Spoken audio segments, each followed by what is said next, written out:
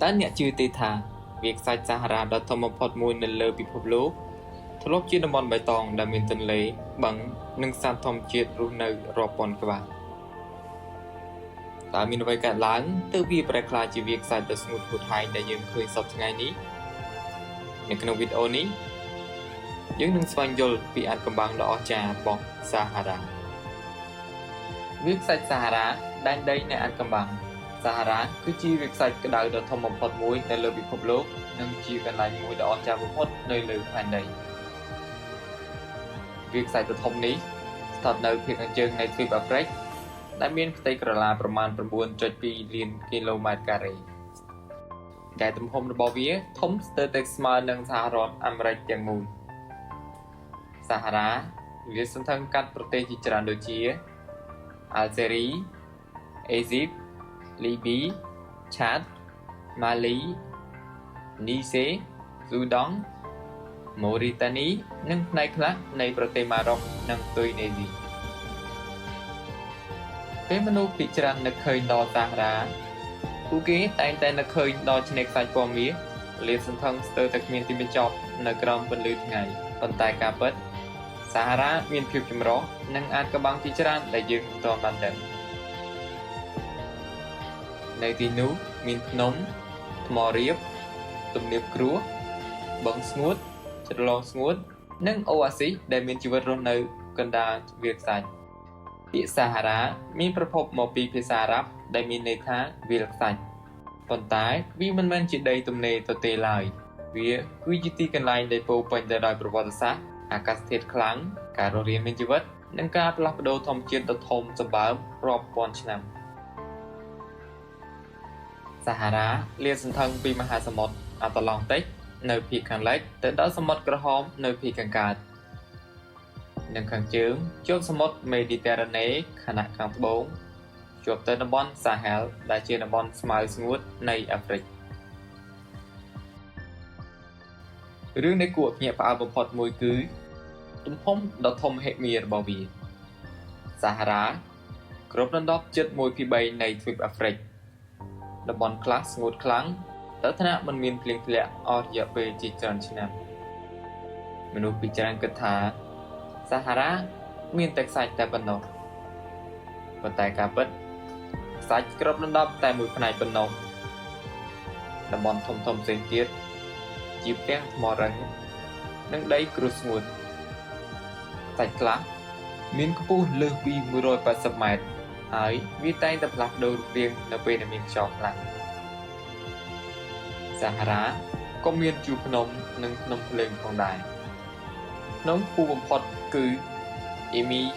គូស៊ីនៅប្រទេសឆាតដែលជាភ្នំភ្លើងបុរាណដ៏ធំមួយសាហារ៉ាត្រូវបានគេចាត់ទុកថាជាកន្លែងដែលក្តៅបំផុតមួយនៅលើផែនដីនៅរដូវក្តៅសីតុណ្ហភាពអាចឡើងលើស40 អង្សាសេជាប្រចាំថ្ងៃនៅតំបន់ខ្លះដែលខ្សាច់អាចក្តៅដល់កម្រិតដែលយើងអាចចម្អិនស៊ុតបានមូលហេតុដែលវាក្តៅខ្លាំងគឺដោយសារតែមេឃស្ទើរតែគ្មានពពកពន្លឺព្រះអាទិត្យអាចបាញ់ចុះមកលើផែនដីផ្ទាល់ស្ទើរតែពេញមួយឆ្នាំ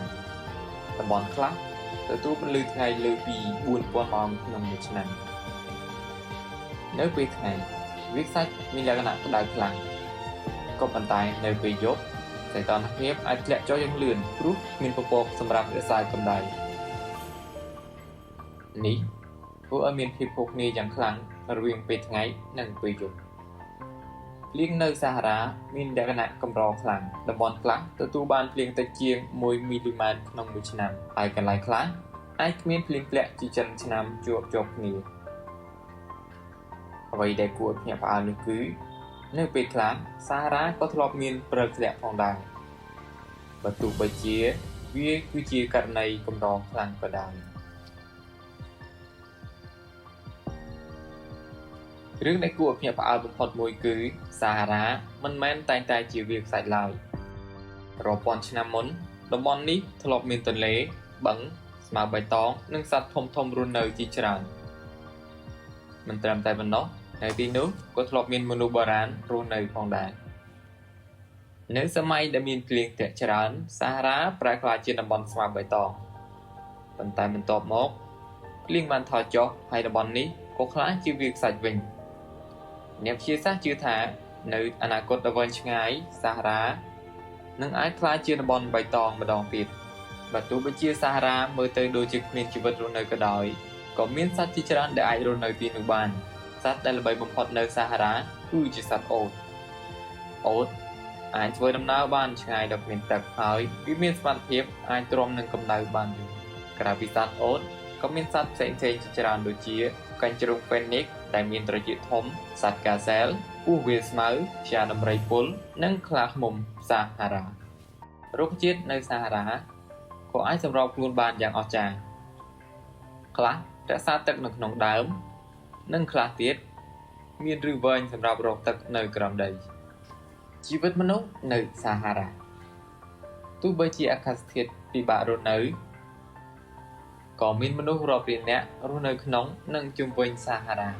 ពួកជនជាតិចល័តបានប្រើអូតដើម្បីដឹកជញ្ជូនអំបិលមាសនិងគ្រឿងទេសឆ្លងកាត់វាលខ្សាច់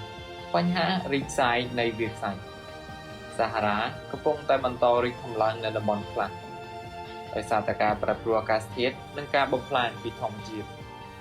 ដើម្បីប្រយុទ្ធនឹងបញ្ហានេះមានប្រទេសជាច្រើននៅអាហ្វ្រិកបានបង្កើតគម្រោង Great Green Wall ដែលមានគោលបំណងដាំដើមឈើនិងស្ដារដែនដីដែលខូចខាតឡើងវិញហេតុអ្វីបានជាសាហារ៉ាសំខាន់ចំពោះពិភពលោកធូលីពីសាហារ៉ាអាចហោះឆ្លងកាត់មហាសមុទ្រអាត្លង់តិកទៅដល់ព្រៃអាម៉ាហ្សូនហើយវាជួយផ្ដល់សារធាតុចិញ្ចឹមដល់ដីនៅទីនោះសាហារ៉ាក៏មានសក្តានុពលធំសម្រាប់ថាមពលព្រះអាទិត្យព្រោះវាទទួលបានពន្លឺថ្ងៃច្រើនបំផុតមួយនៅលើពិភពលោកលើពីនេះការសិក្សាសាហារ៉ាជួយឲ្យអ្នកវិទ្យាសាស្ត្រយល់ពីប្រវត្តិអាកាសធាតុនិងអនាគតនៃផែនដីសាហារ៉ាមិនមែនគ្រាន់តែជាវាលខ្សាច់ដ៏ធំប៉ុណ្ណោះទេតែវាជាទីកន្លែងដែលពោរពេញទៅដោយប្រវត្តិសាស្ត្រអាថ៌កំបាំងនិងជីវិតដែលអាចរស់រាននៅក្នុងលក្ខខណ្ឌដ៏លំបាក